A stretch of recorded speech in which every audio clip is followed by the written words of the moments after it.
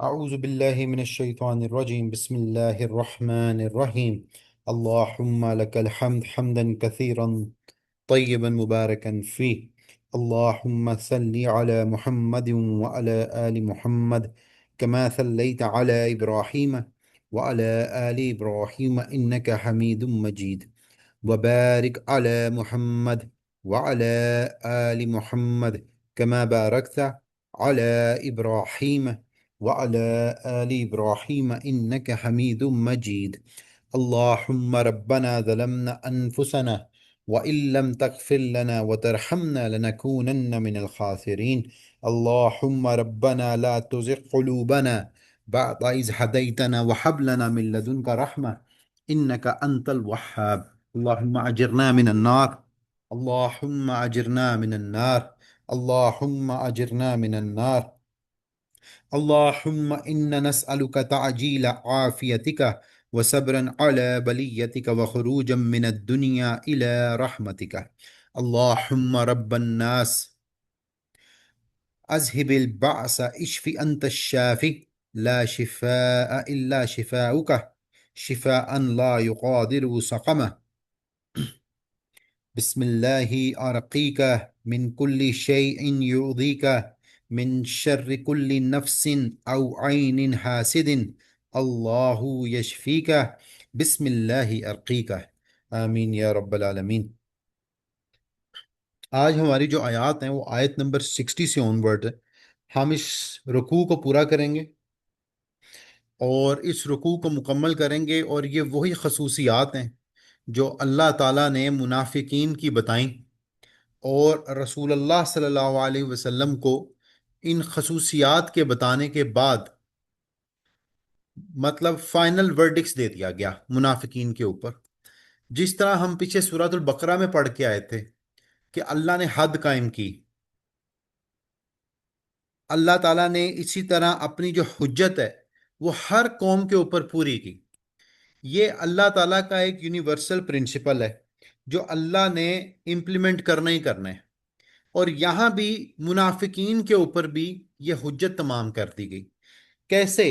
ان کو دین کا بتا دیا، انہوں نے مسلمانوں کا غلبہ مطلب دیکھ لیا، اور اس کے بعد اللہ تعالیٰ نے جب یہ سارا کچھ کر دیا تو ان کے اوپر بھی جو چیز ہے وہ کنفائنڈ کر دی، کنفائنڈ ان سینس کہ ان کے لیے بھی زمین تنگ کر دی گئی، اور ان کے لیے بھی آخرت میں وعید سنا دی گئی۔ میں ذرا واٹس ایپ بند کر لوں۔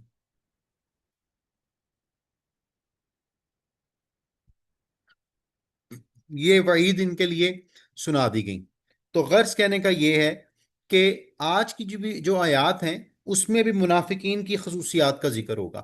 پچھلی کلاس میں ہم نے یہ پڑھا تھا کہ جو منافقین ہیں یہ اس چیز کے اوپر نعوذ باللہ اللہ کے نبی کو کہتے تھے کہ آپ انصاف نہیں کرتے، آپ مال کی تقسیم اپنی مرضی سے کرتے ہیں، معاذ اللہ۔ اب اسی کے اوپر آگے اللہ تعالیٰ نے یہ آیات نازل کی، اور اسی کی کنٹینیویشن میں اللہ تعالیٰ بتا رہے ہیں۔ اب اس کو پڑھ لیتے ہیں۔ اعوذ باللہ من الشیطان الرجیم۔ انما الصدقات للفقراء والمساکین والعاملین علیہا والمؤلفة قلوبهم وفي الرقاب والغارمين وفي سبيل الله وابن السبيل فریضة من اللہ واللہ علیم حکیم۔ اللہ فرما رہے ہیں صدقے صرف فقیروں کے لیے ہیں اور مساکینوں کے لیے ہیں، اور ان کے وصول کرنے والوں کے لیے، اور ان کے لیے جن کے دل پر چائے جاتے ہوں، اور گردن چھڑانے میں، اور قرض داروں کے لیے، اور اللہ کی راہ میں اور راہور مسافروں کے لیے۔ فرض ہے اللہ کی طرف سے، اللہ علم و حکمت والا ہے۔ اب اللہ تعالیٰ کہہ رہے ہیں کہ جو اللہ کے نبی پہ الزام لگاتے ہیں نا، یہ یاد رکھیں کہ جو مال کی تقسیم ہے نا، زکوٰۃ مال کی تقسیم، وہ اللہ نے نبی کو اختیار نہیں دیا، اللہ نے زکوٰۃ کے مصارف خود بتا دیے۔ نبی کے پاس یہ اختیار نہیں ہے کہ وہ اللہ کی بتائی ہوئی تقسیم میں کوئی نیا رستہ نکالے۔ تو اللہ تعالیٰ منافقین کو یہ بتا رہے ہیں کہ تم لوگوں کا یہ جو بہانہ یا عذر ہے نا، یہ غلط ہے۔ اللہ کے نبی جب یہ مال تقسیم کرتے تھے، زکوٰۃ دیتے تھے، فرائض دیتے تھے، تو وہ زکوٰۃ کے ان 8 مصارفوں کا خیال رکھتے تھے جو اللہ تعالیٰ نے بتا دیے۔ وہ کون تھے؟ الفقراء، فقیر۔ کون ہوتے ہیں فقیر؟ جو لوگ انتہائی محتاج ہوں، جو اپنی ضروریات پوری نہ کر سکتے ہوں۔ المساکین، کون لوگ؟ جن کی آمدنی بہت کم ہو، وائٹ کالر لوگ، جو کہ ایسے کام کا مطلب سفید پوش ہوں لیکن وہ اپنے ایکسپنسز پورے نہ کر رہے ہوں، ضروریاتی ایکسپنسز۔ عاملین علیہا، زکوٰۃ جمع اور تقسیم کرنے والے، ایسے لوگ جو زکوٰۃ کے اوپر کام کرتے ہیں۔ مؤلف القلوب، جن کے دل اسلام یا مسلمانوں کی طرف مائل کرنا مقصد ہو۔ یہ دیکھیں کہ اگر ایک شخص ایسا ہے جس کو آپ اچھا اخلاق دکھا سکیں، اس کو زکوٰۃ دے کر اس کی مدد کر سکیں، مؤلف القلوب کر سکیں کہ وہ اسلام کی طرف مائل ہو سکے، تو آپ اس کو زکوٰۃ دے سکتے ہیں۔ پھر رقاب، غلام آزاد کرنے والے، ٹھیک ہے۔ الغارمین، جن کا قرضہ جائز ہو، جن پہ قرض ہو۔ الغارمین، جس کا قرضہ جائز ہو۔ فی سبیل اللہ، اور اللہ کی راہ میں جو کام کرتے ہوں، ٹھیک ہے۔ ابن السبیل، اور مسافر لوگ۔ تو غرض کہنے کا یہ ہے کہ اللہ تعالیٰ نے مطلب یہ تقسیم بتا دی، اور اللہ کے نبی کو یہ زیب نہیں دیتا کہ وہ اللہ کی بتائی ہوئی تقسیم میں وائلیشن کرے۔ تو یہ چیز نلیفائی کرتی تھی منافقین کے سارے الزامات کو۔ بخاری اور مسلم کی حدیث ہے کہ اللہ نے ان کے مالوں میں صدقہ مطلب زکوٰۃ فرض کر دیا، جو ان کے مالداروں سے لیا جائے گا اور ان کے فقیروں میں لٹایا جائے گا۔ تو یہ چیز اللہ تعالیٰ نے یہاں بتا دی، یہ 8 مصارف بتا دیے، ٹھیک ہے۔ تو اس کے اندر یہ ہے کہ ان کے مطابق اللہ کے نبی ہرگز ایسا نہیں کریں گے کہ وہ ان مصارفوں کو مطلب کوئی وائلیٹ کریں۔ اور زکوٰۃ ہمیں سب کو پتہ ہے کہ اس کا ایک کرائٹیریا ہے کہ وہ کس کس پر فرض ہے، صحیح ہے۔ اور ہم سال میں اکٹھے زکوٰۃ دیتے ہیں۔ زکوٰۃ کس کس چیز کے اوپر فرض ہے؟ آپ کی کوئی جمع پونجی، آپ کی سیلری، آپ کا گولڈ، ٹھیک ہے۔ اور اس کے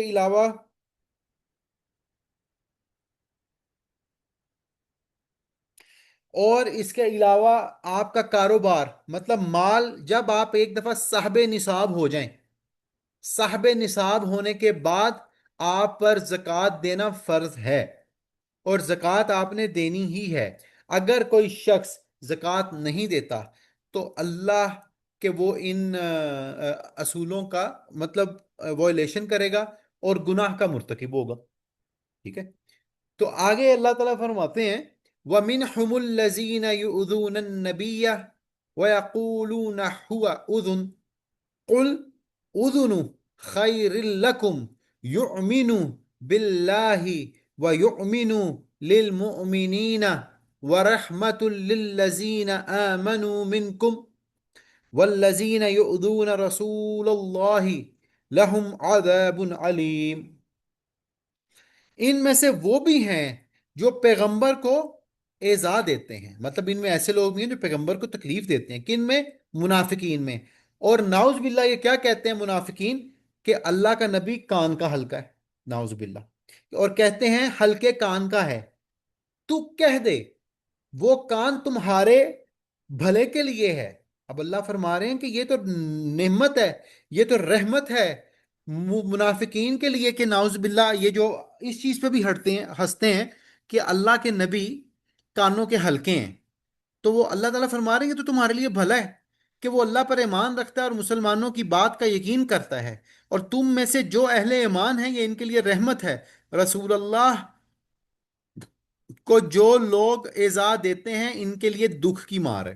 اب آپ دیکھیں یہ کس طرح کی بات ہے، جب یہ آ کے اللہ کے نبی کو بہانے کر رہے تھے نا کہ یار ہم نے نہیں جانا، ہمارے یہ مسائل ہیں، تو اللہ کے نبی سب کا عذر قبول کرتے تھے، وہ رحمت للعالمین ہے، ٹھیک ہے۔ تو منافقین اتنے کا مطلب جاہل تھے، اتنے کا مطلب بد نصیب تھے کہ وہ اس چیز پہ بھی اللہ کے نبی کا مذاق اڑاتے تھے۔ وہ کہتے تھے محمد تو بس کان کا کچا ہے، اس کو جو بتاؤ وہ مان لیتا ہے۔ اللہ فرما رہا ہے یہ تمہارے لیے خیر ہے، یہ برکت ہے، لیکن وہ تمہارے لیے بھلائی کا کام کرتے ہیں کہ تمہاری بات کو سن لیتے ہیں اور اس پر ایمان لے آتے ہیں، اس پہ اس پر یقین کر لیتے ہیں۔ ٹھیک ہے۔ اب یہ اس کا جو شان نزول میں قصہ ہے، ایک منافق تھا، نبتل ابن الحارث۔ یہ وہ شخص تھا جو ایسی باتیں کر کے اس طرح کی بات کرتا تھا کہ یار یہ تو نبی، ان کی کیا بات ہے، ان کو تو ہم جو بتا دیں یہ مان لیتے ہیں۔ مطلب اس حد تک یہ لوگ غلط بات کیا کرتے تھے۔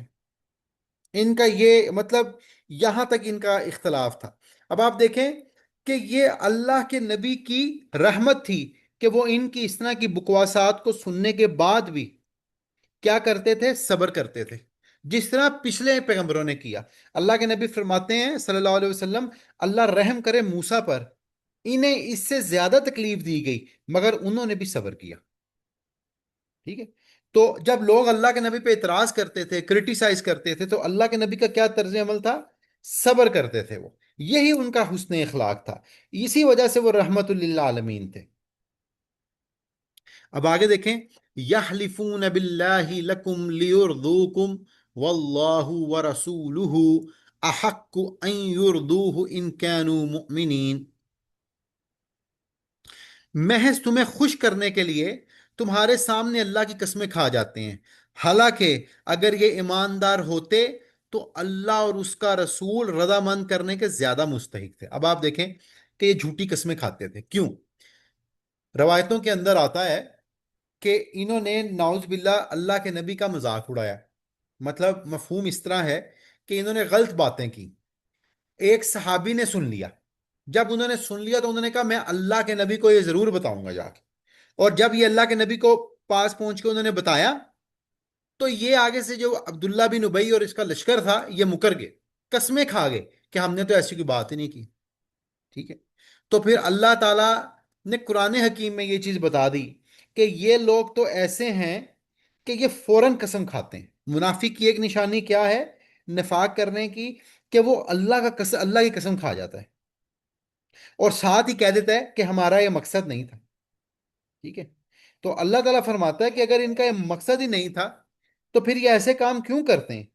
لیکن یہ لوگ خفیہ باتیں اللہ کے نبی کی سنتے ہوتے تھے اور اس کے بعد آپس میں اس طرح دین کا مذاق اڑاتے ہوتے تھے، اور مذاق اڑانے کے بعد مطلب اس طرح قسمیں کھاتے تھے۔ اب ظاہری قسم کھا کے یہ کیا اچیو کرتے تھے؟ یہ سمجھتے تھے کہ ہم نے اللہ کے نبی کو ناراض نہیں کیا، اللہ کو راضی کر لیا۔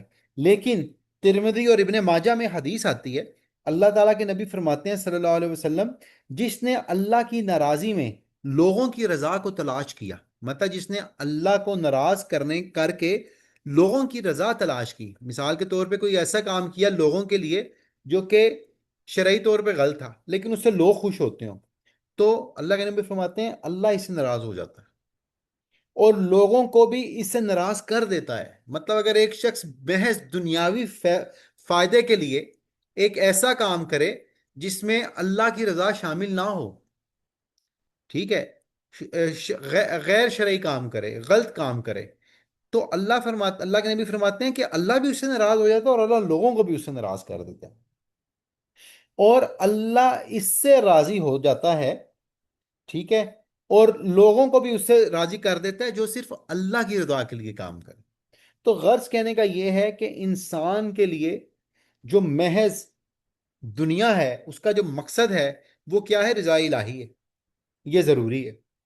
ٹھیک ہے۔ آگے دیکھیں، علم یعلم انہ من یحادد اللہ ورسولہ فان لہ نار جہنم خالدین فیہا ذالک الخزی العظیم۔ کیا یہ نہیں جانتے کہ جو بھی اللہ کی اور اس کے رسول کی مخالفت کرے اس کے لیے یقیناً دوزخ کی آگ ہے جس میں وہ ہمیشہ رہنے والا ہے، اور یہ زبردست کیا ہے؟ رسوائی ہے۔ ٹھیک ہے۔ تو اب یہ جو آیت نمبر 63 ہے اس کے بارے میں پھر یہ کنٹینیوشن ہے کہ یہ منافق جو اللہ کی رضا نہیں جانتے، لوگوں کی رضا کے لیے جاتے ہیں، ٹھیک ہے، اللہ کے نبی کی مخالفت لیتے ہیں، اللہ کے مقابلے میں کھڑے ہوتے ہیں، اللہ سے دشمنی اختیار کرتے ہیں، جو یہ کام کرے گا، ٹھیک ہے، اللہ کے نبی کی بات نہیں ماننے گا، اس کا ٹھکانہ کیا ہے؟ جہنم۔ صحیح بخاری کی حدیث ہے کہ رسول اللہ صلی اللہ علیہ وسلم نے فرمایا، بڑی ڈیپ حدیث ہے یہ، میری ساری امت ہاں، میری ساری امت جنت میں داخل ہوگی سوائے اس کے جو انکار کرے۔ صحابہ نے عرض کیا، یا رسول اللہ صلی اللہ علیہ وسلم، آپ کا امتی ہو کر آپ کا انکار کون کر سکتا ہے؟ آپ نے فرمایا، جس نے میری اطاعت کی وہ جنت میں داخل ہوگا، اور جس نے میری نافرمانی کی اس نے انکار کیا۔ تو لازمی، یہ لازم نہیں ہے کہ ایک شخص صرف کلمہ گو ہو جائے، اللہ کے نبی کا امتی ہو جائے، اور وہ یہ سمجھے کہ میں نہ حلال اور حرام میں تقسیم کروں، ٹھیک ہے، میں جو مرضی کرتا پھروں، ٹھیک ہے، تو میں جنت میں جاؤں گا۔ ایسا ہرگز نہیں ہے۔ ایک مسلمان کا طرز عمل کیا ہے کہ وہ امتی ہونے کے بعد بھی کیا رہے گا؟ عاجز رہے گا، ٹھیک ہے۔ یہی وجہ ہے کہ عمر بن خطاب رضی اللہ تعالیٰ عنہ حذیفہ بن یمان رضی اللہ تعالیٰ عنہ سے بار بار پوچھتے تھے کہ اللہ کے نبی نے جو تمہیں 12 منافقین کے نام بتائے، مجھے صرف تم یہ بتا دو کیا اس میں میرا نام تو نہیں ہے؟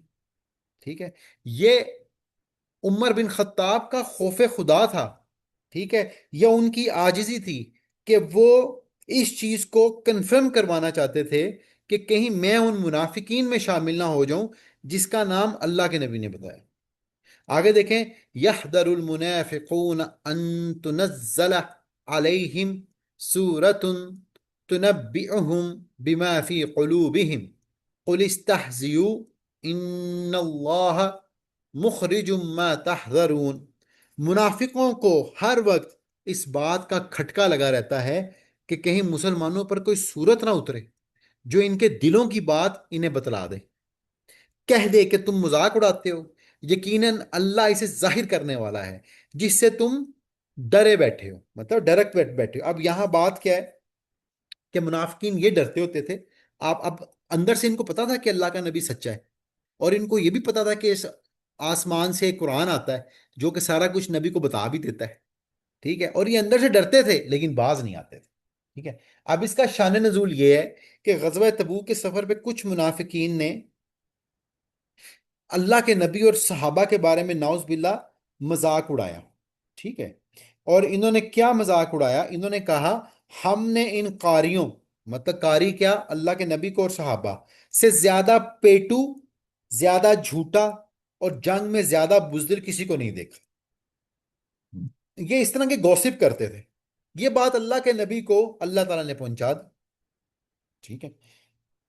اللہ کے نبی کو جب یہ بات پتہ لگی تو اللہ تعالیٰ نے یہ بات ان تک پہنچ گئی، اور یہ بات ایک صحابی تھے، انہوں نے بھی اس بات کو سن لیا، ٹھیک ہے۔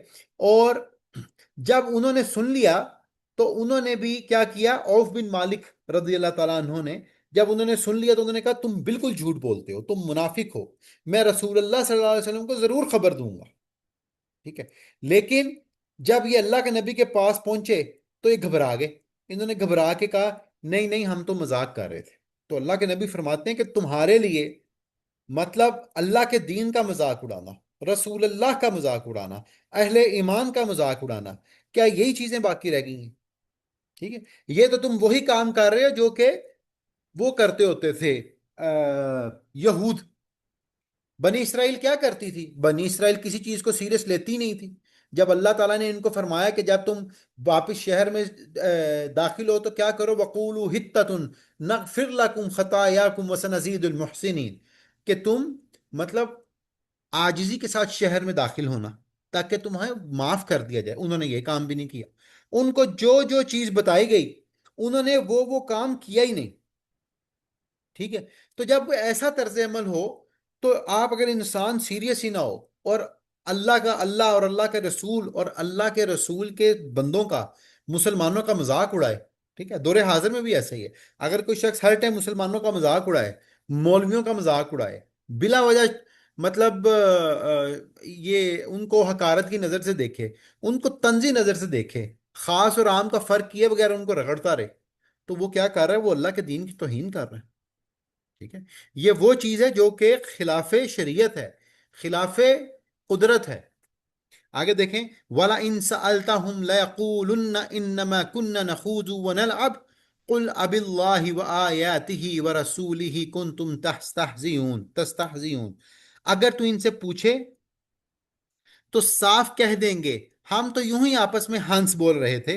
تو کہہ دے کہ اللہ، اس کی آیتیں اور اس کا رسول ہی تمہارے ہنسی مذاق کے لیے رہ گئے ہیں. یہ دیکھیں، یہ وہی بات جو کہ میں آپ کو بتا رہا ہوں کہ مطلب آپ کے پاس خالی یہی چیز رہ گئی ہے ٹھٹا بکھاڑنے کے لیے. کیا اس کے علاوہ اور کوئی چیز نہیں ہے جس پہ تم ہنسی مذاق یا آپس میں بات کر سکو؟ اس کے اوپر رسول اللہ صلی اللہ علیہ وسلم کی ایک حدیث ہے، بندہ ایک کلمہ بول دیتا ہے جس کے سنگینی کا اسے اندازہ نہیں ہوتا، اس کے سبب جہنم میں بہت دور جا کے گرتا ہے. بخاری اور مسلم. ٹھیک ہے. مطلب آپ یہ دیکھیں، متفقہ حدیث ہے کہ انسان کو چاہیے کہ اپنا طرز عمل اگر وہ مذاق بھی کرے تو مذاق ایسا نہ کرے جس میں دینی مسائل کا یا اللہ کے شاعر کا مطلب کیا اٹھتا ہو، مذاق اٹھتا ہو. آج کی جو آخری آیت ہے وہ کیا ہے؟ لا تعتذروا قد کفرتم بعد ایمانکم ان نعفو عن طائفة منکم نعذب طائفة بأنہم کانوا مجرمین. تم بہانے نہ بناؤ، یقیناً تم اپنے ایمان کے بعد بے ایمان ہو گئے. اگر ہم تم میں سے کچھ لوگوں سے درگزر بھی کر لیں تو کچھ لوگوں کو ان کے جرم کی سنگین سزا بھی دیں گے. اب یہ آیت بڑی سخت ہے جو اللہ تعالیٰ نے یہاں بیان کر دی ہے. کس کے لیے؟ منافقین کے لیے. کہ تم جتنے مرضی بہانے بناؤ کہ ہم نے مذاق کیا تھا، ہمارا یہ مطلب نہیں تھا، ہم یہ نہیں چاہ رہے تھے. ظاہری طور پہ تو تم ایمان لائے ہوئے ہو، لیکن تم مسلمانوں اور اسلام کے در حقیقت کیا ہو؟ دشمن ہو. اب اللہ فرما رہا ہے ایک گروہ کو اگر ہم معاف بھی کر دیں، ٹھیک ہے، مفسرین اس کے بارے میں کہتے ہیں کہ کچھ لوگ ایسے تھے ان میں جنہوں نے شروع تو ایسی کی بات، اس مجلس میں موجود تھے جہاں یہ ٹھٹھا اڑاتے تھے، مطلب لیکن وہ منافق نہیں تھے. بعد میں ان کو شرمندگی ہوئی، وہ یہاں سے نکل گئے. لیکن جو شخص اللہ اور اس کے رسول کا مذاق اڑا رہا ہے، اللہ فرما رہا ہے کہ تمہیں کیا لگتا ہے ہم تمہیں چھوڑ دیں گے؟ ٹھیک ہے، ہم تمہیں سنگین سزا دیں گے. تو غرض کہنے کا یہ ہے، منافقین کی سنگین سزا کیا ہے؟ احادیث میں آتا ہے کہ روز محشر جیسے یہ اللہ کے ساتھ مذاق کرتے ہیں تو روز محشر بھی اللہ تعالیٰ فرماتے ہیں کہ ان کے ساتھ بھی کیا مذاق ہوگا، یہ پل صراط سے نیچے گر جائیں گے. ٹھیک ہے. اللہ مجھے اور آپ کو ان منافقین کے نفاق اور ایسا نفاق ہونے سے مطلب بچا کے رکھیں، اور ہمیں دین کی صحیح سمجھ عطا فرمائے. سبحانک اللہم و بحمدک اشہد اللہ الہ الا انت استغفرک و اتوب الیک.